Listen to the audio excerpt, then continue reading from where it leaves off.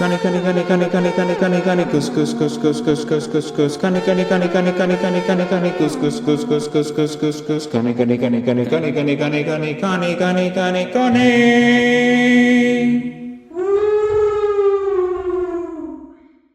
And finally, couple of naughty boys here to talk about the Black Phone.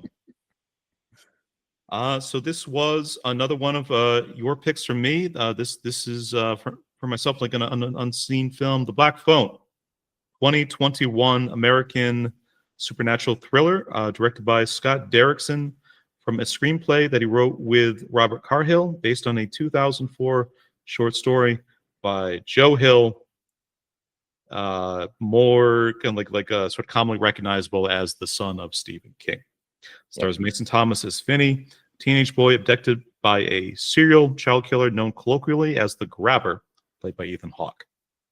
When Finney encounters a mystical black rotary phone in captivity, he uses it to plot his escape by communicating with the ghosts of the Grabber's past slain victims.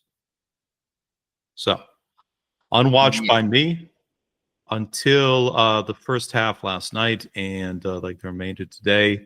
I need to say something very, very quickly. It's kind of like a general PSA for the audience before we get into like the Black Phone. Oh, sure. Process. Yeah, go for it.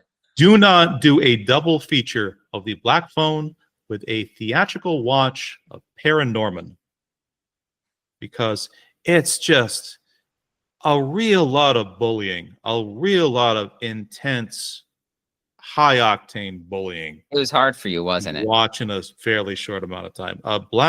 Paranorman. I keep a ranked list of how much I've enjoyed every single film that I've watched this year on Letterboxd. We talked about it on the pod at length. Paranorman is one of these movies that I for 2025, I truly don't know how to rank this film, because it's simultaneous. So it's a beautifully made, well conceived, excellently just all the production and second like movie writing put out by Leica Studios. Yeah.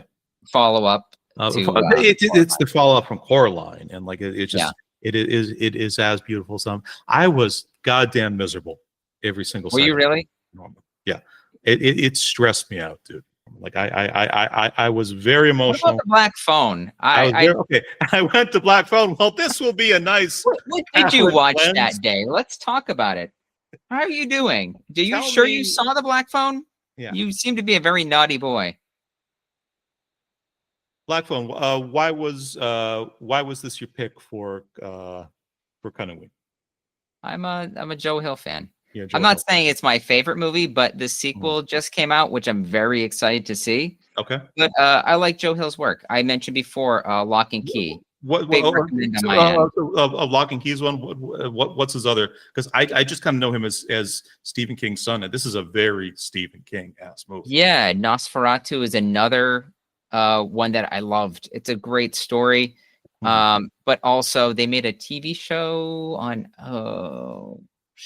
I forget what station it was, but it didn't last very long. I want to say maybe it's on like Sci-Fi or something like that. Maybe it lasted a season or two. Right. But yeah, I read this story, The Black Phone, in his short story collection, 20th Century Ghosts. Okay. And it's not a very long story. I want to say it was only something like 20-25 pages. It's more of a sketch relatively to the idea that they have for this. The focus on it is in the short story is just about Finney. It starts right at the beginning. It's like Finney gets kidnapped. Right. And then the whole story is all about him being in the basement. He has the phone, very similar to the movie. He's getting calls from unidentified ghost children. Right. And they just kind of give him like tips on how to survive. And it kind of ends up the same way. Like it wraps up the same way for the most part. So it was a pretty good short story. I did read online why Joe Hill does have a lot of pretty decent short stories. I was surprised this one, because it's so short, got picked up to be made into a movie. Right. And Joe Hill, I remembered he had an interview where he talked about it. And he said this movie, he loved the idea of it. Just a kid it makes me think of Coraline almost, where she's talking with like the dead, children in like the other place. And so I'm like, it's not necessarily a new idea, but it's a very simple idea, and I think it's very effective. But Joe Hill he wasn't very confident with it, because in his mind, he wanted to make a book out of this. Right. And he left it as a short story because he's like, there has to be some complication as well, because this is the most Stephen King concept.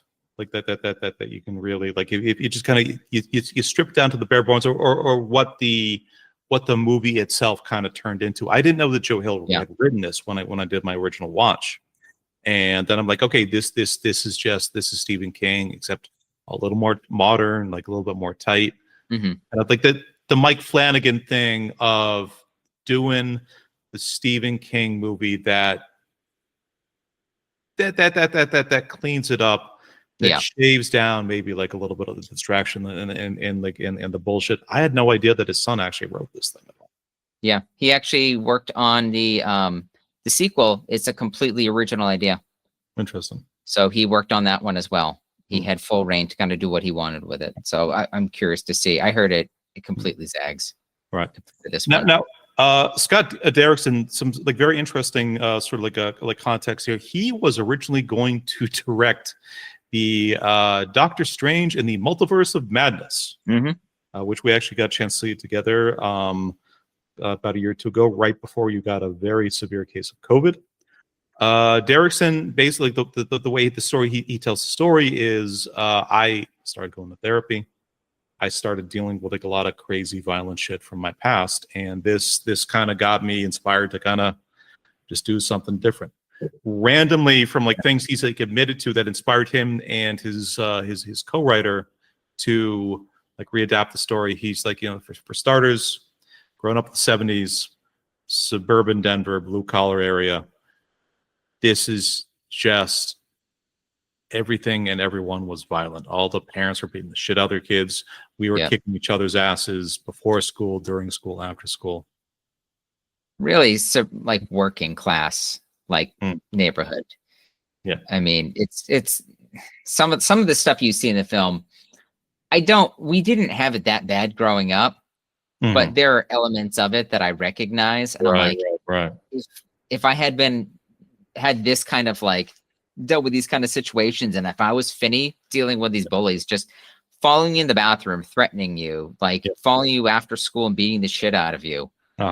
It just sounds it's like the level of bullying and violence we kind of grew up with wasn't great, but it's the same time, it's like you talked to me. My father went to the same high school that I did, and like I heard from him, I'm like, well, this is by some miracle actually sort of gotten better over the generations. Like, well, think about it too. It's like Finney goes home, and it's like he's getting beaten up by the bullies, but his dad is also an alcoholic. And he works a crazy shift for his job, whatever he does.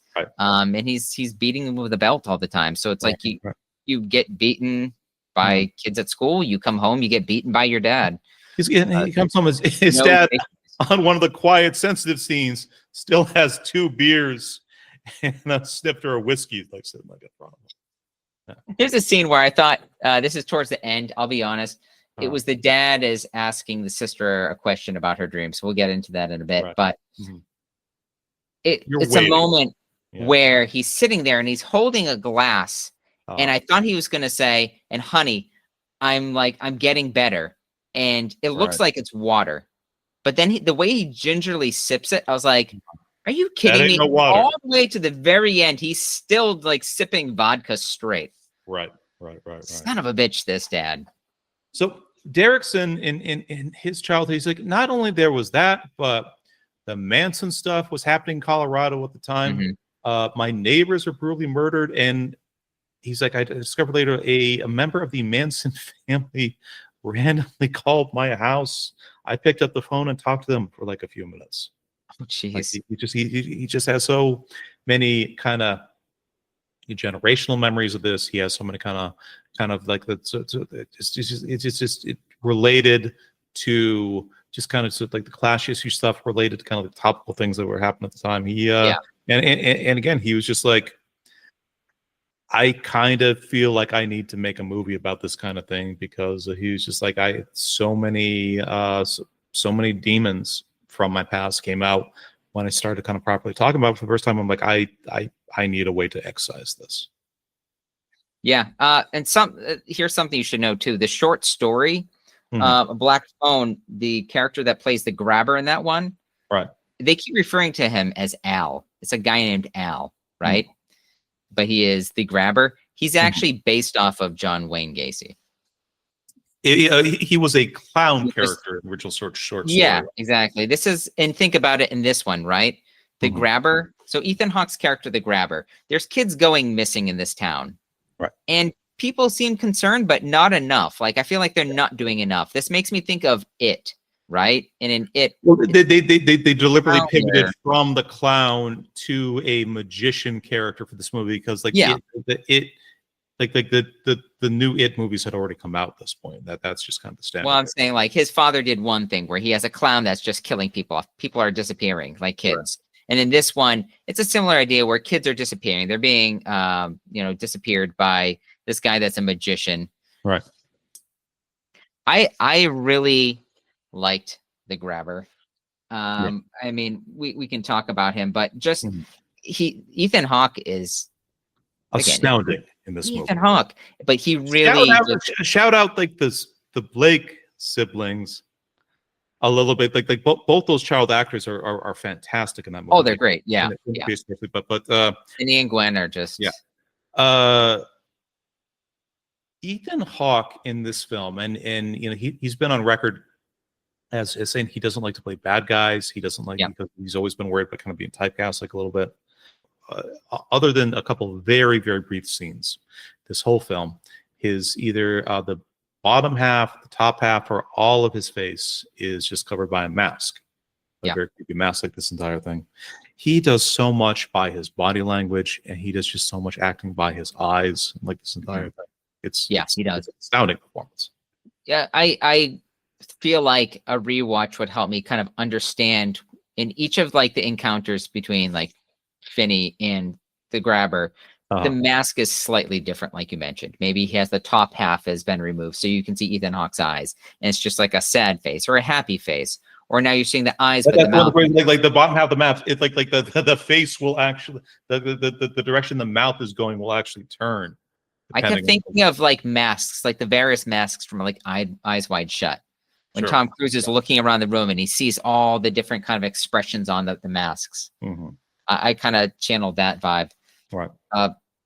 And I also felt too, maybe like just what Ethan Hawke at that moment, at that encounter, at the what he's experienced with Finney at a specific moment. Like there's the scene where he walks in, he has the plate of food, and he asks Finney, what's your name? He's like, I'll probably find out, after I see the newspaper because they're going to report it. And then he's like, my name is Tyler. Right. And then you see the plate drop. And then Ethan Hawke steps out of the shadows, and it's just a full mask with just like this like angry face. Yep. And he was expecting Finney to lie. Yeah, he was exactly. He's expecting, based on all the other kids he's killed up to this point, he thinks that he has a good read on how all the kids are going to act, which is going to be the same. And the thing that is different here is Finney is doing things he doesn't anticipate. Yes. And so he doesn't know how to respond. And so maybe there's moments where he's curious. So he kind of reveals a little more of himself, but there's moments where he's completely convinced that. It's back to like the same bullshit I had to deal with like the previous like 5 kids. Yeah. A thing I really appreciate about this movie was just it doesn't worry about whatever the grabber's backstory is. There's a lot of implication of this is a guy who has also gone through child abuse. The grabber multiple times threatens to beat Finney with a belt, and like the ghost that Finney ultimately did the film. This is not a spoiler. You can kind of see this in the trailer, but he ends up having communication with like the previous 5 boys that the grabber has actually killed. It's like one of the first things he does is this game that he calls Naughty Boy, where he kind of beats his kidnapping victim into unconsciousness, sort of using the belt. Yeah. With a strong implication there. And you can also see like how sometimes like the vocal ranges that like Hawk kind of plays with. Sometimes his voice is very deep and threatening and gravelly, but sometimes it's childish. Sometimes it is it's kind of cutesy and almost like lilting, like a little bit. I mean, like I think very kind of strongly the implication there is some real dark, real fucked up stuff happened to like this guy as a kid, and his entire serial killer motif is him trying to work out some kind of catharsis, some kind of exorcism of it. Well, think about it too. It's Arrested Development, where what does he do outside of, you know, kidnapping kids and torturing them? He's a magician. Yeah. He's got balloons. He's got a van that says abracadabra on the outside. I mean, what does he do? Is he just doing kids parties? I have no idea. I love how they introduce, again, nothing to do. Actually, no, I think this might have been in the story. The cokehead brother. The grabber is living with his cokehead brother. The other kind of crazy, I think less explanation works here because the grabber's cokehead brother Max is visiting from out of town and is living in the same house where he's keeping like these kids. And that's the thing. The brother is high off his ass, snorting coke the whole time. Right. The cops are at one point asking about, like, you know, Finney because he's missing. And the guy's like, the brother's like, come in here.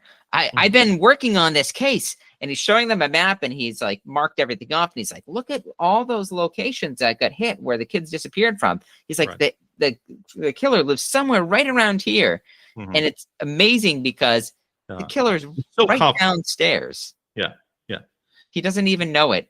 Yeah. Because it's completely soundproof in the basement. So, you know, he's so confident, but he's so fucking coked up at the same time. It takes him days staring at a map, doing lines to be like, oh, fuck. Could actually be this house. Yeah.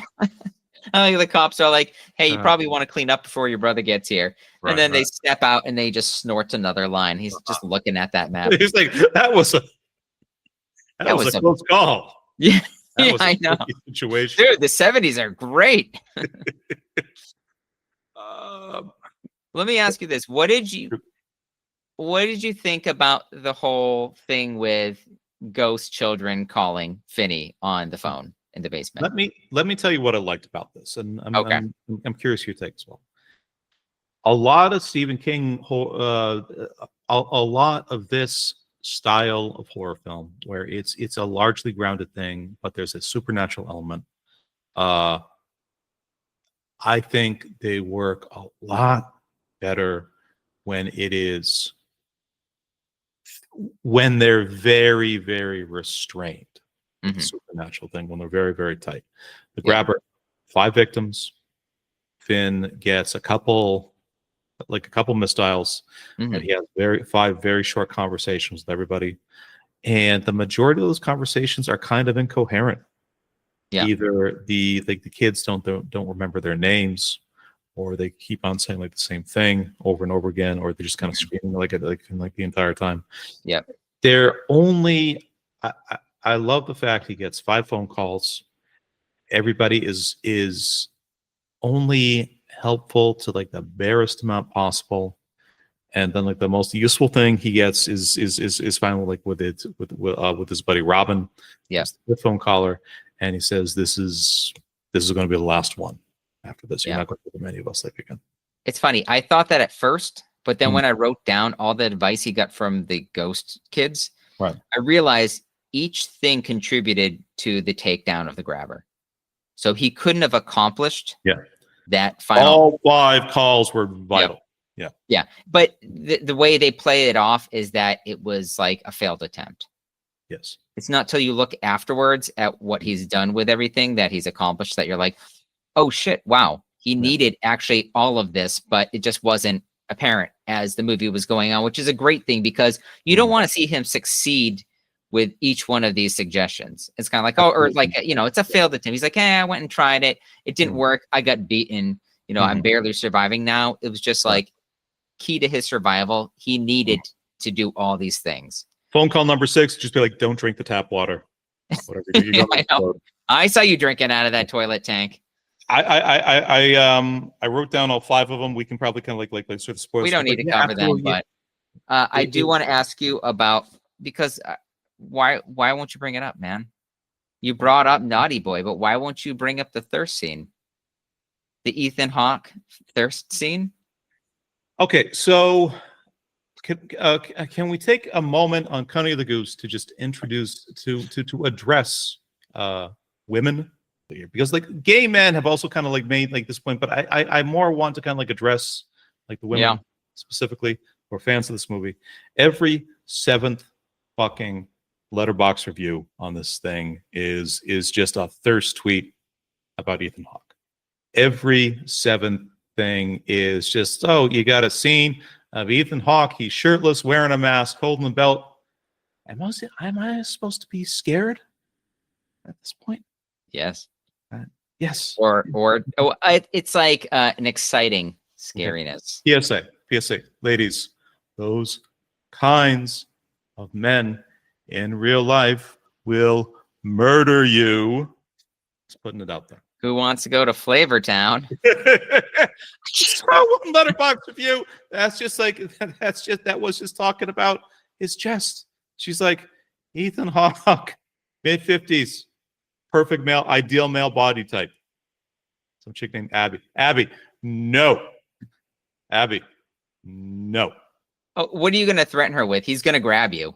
Okay. He's just going to keep grabbing you. Grab him right back. And after he grabs you, he's going to kind of tenderize that meat with his belt. I had to look this up.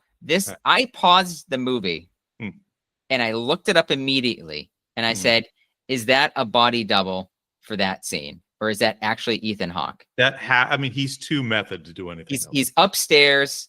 He left the door ajar to the basement. The phone rings, stops Finney from going up because it's a trap. It cuts to Ethan Hawke upstairs in the kitchen, sitting in a chair, waiting for Finney to come up so they can play Naughty Boy. He's got the belt. He's got the angry mask. He's got no shirt on. Completely shaved. Tight pants. Tight. Yeah. Tight pants for a man that age. Very tight. I looked it up. That was all him.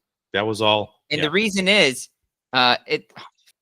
quick conversation that was reported between the director and Ethan Hawke. Right. The director states, I didn't ask for Ethan Hawke to be jacked. He just showed up that way. Yeah. He apparently he shaped up before coming on set, and I'm like, dude, you're in really good shape. And he's like, yeah, I don't know if there's any place where you need me to have my shirt off, but if you do, I can totally do it. And he's like, a matter of fact, we have this kitchen scene where we could have you not have your shirt on. And he's like, I'll totally do that. Yeah. So he had been working out for some film that he had done called The Northman. I've never heard of it. That's the 3rd Robert Eggers film. That's the thing that he did after The Witch and The Lighthouse. No way. And before Nosferatu. How do I not know this? Yeah, like this. Okay. Commitment now. Can we cover The Northman on Cunning at some point? Because this is a movie I've been fucking dying to get through. Those are 3 of my favorite films. More Ethan Hawke thirst. Now we're even more motivated. I'll be like, give me the grabber. Give me thirsty grabber. Oh yeah, there we go. And he's a Viking. Are you not entertained? Naughty boy. I just feel like my assumption there would be like, you fumble Uma Thurman, you're just going to spend the rest of your life punishing yourself, right? I guess. Okay. But also, I mean, I think his career wise, he made a lot of good choices. Yeah. He's got like the Big Picture podcast, like they did an entire kind of Ethan Hawke Mount Rushmore when Black Phone came up, because they're just like, this guy for whatever reason is super smart and just has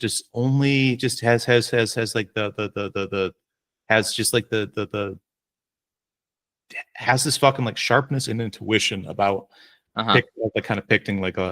picking kind of directors and creative projects. Like he's also a huge music nerd.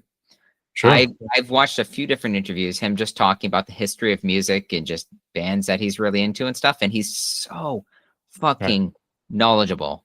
Yeah. I don't know how Brain can hold that much information. Imagine being Maya Hawke's dad. He's just like, yeah, she just came swimming out of my balls, and it's just Dad, please look. Mhm. Just please take the mask off. Put the belt down. Take the mask off. Honey. Right. Honey, come downstairs now. I left the door open. Come downstairs now. I don't think I want to. Stranger Things season 5. Yeah. I feel it's going to be like, we got back safely from the Upside Down. Now we got to pay our mortgages. I want to give a shout out to for this podcast to Tom Savini. Tom Savini, designed, legend. Tom Savini, Absolutely. yeah. Of course, yeah. For listeners, he did the special effects for Creep Show, which we covered on the Mainline Pod. He's done the Romero zombie films. He's done Friday the 13th. He's done a ton of stuff, but he also designed the mask for the grabber. Mask with that, yes. Such a cool, it's such a cool thing. Not just like one simple mask, but it has different components to it. Every single time, it's something different. It just this movie is 20% less great if it's the same mask every time that the grabber kind of shows up. Yeah, right? I love it. I love how they just keep it going. Although I don't know what they're going to do in the second one. I saw, if you've seen from the trailer, I'm guessing he's dead. He's a ghost now, but they show where he does remove parts of the mask while he's talking to people, and it's just all nasty, bloody. I checked this as well. It's the same actors, both actors who played Finney and Gwen. Yeah. For like the sequel, which is really kind of not something kind of commonly do with kid actors, but yeah. I hope Robin comes back. Right? Oh no, wait, Robin's not coming back. No. Okay, so before we wind this down, did you clock that the finishing move that Robin uses to take Moose out right at the beginning of the movie, where he basically he's just hanging from Moose's back? Yeah, kind of him out. That's the same way that Finney finally kind of takes on the grapple at the end. Oh, was it really? Yeah. I love it how whenever Robin was giving me advice, he kept saying, was it hijo de puta? Yeah, hijo de puta. You son of a bitch.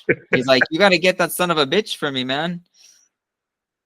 It's like those Chili's ads in the 90s where like you had some like awkward like Brooklyn sounding guy being like, oh yeah, I love these Chili's Vegetas, and there's the Vegetas, they're so good. And then he'd like run down like the list of ingredients inside, and he would always perfectly pronounce pico de gallo. Same kind of thing. Made with 100% real Vegetas. Let's get into scores. This one, I mean, like if it's not obvious to the audience, I enjoyed this like immensely. Like Stephen King is something I feel like I kind of grew out and moved on from in my 20s and 30s, and just the Flanagan Renaissance, but like movies like this, especially like, okay, this just needed a little bit of kind of polish and like a new generation to take a run at some of these ideas. This is the highest score that I'm going to give in any kind of Ween film so far. This is a 47 for me. Wow. A little short of like an out and out classic, but everything about this movie is so tight, polished, and well executed. I couldn't reconcile giving it anything less. Score is 0 to 50, bud. What do you got? I put a 42. 42. I just thought it was a solid delivery. I want to also add too, the music was so unsettling in some scenes, especially the very beginning where they're showing it's like a montage of kids getting hurt in blood, and it just really sets the scene for like how the film's going to play out. A 47 and 42 actually makes that a 89, which is the highest scoring movie we've done for kind of Ween so far. Just a hair ahead of Madness in 88, and then The Blackening at 86. Fantastic. Coming attractions. 12 Nights of Horror, 12 cinematic Scary Scary. thing. Well, let's at least kind of call it 11 plus Bone Lake. A single. 11 great movies and a little boner. Not the Bone Temple. Bone Temple was dope. Yeah, Bone Temple was double boned. my friend, at this point, we only have the live watch left of Splatterpunk 80s horror classic Return of the Living Dead from 1985. That's going to be a live watch and reaction. We will figure that out when we figure it out, and then we will do our final kind of ween rankings, and then maybe a couple superlatives. I'm going to say just off the top, Yana. Yeah, nasty. Yeah, nah. Yana. Yeah. Yana, no me.